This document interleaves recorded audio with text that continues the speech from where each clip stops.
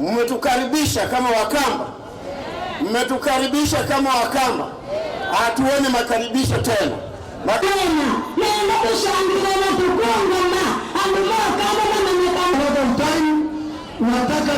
You must go out there door to door.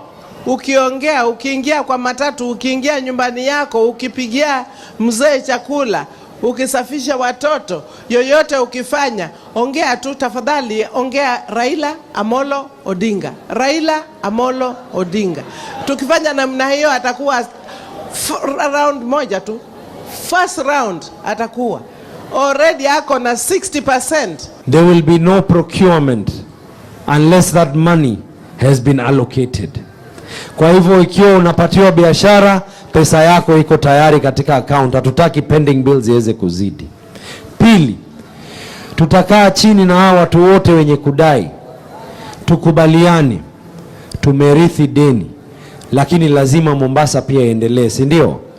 Kwa hivyo tutakubaliana na nyinyi wenye kudai.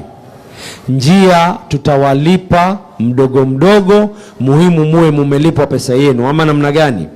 Lakini biashara yote mpya iwe treated afresh, na iwe ni biashara ambayo watu wote wanalipwa during the due time that it is meant to be paid. Makaribisho tena. Haya.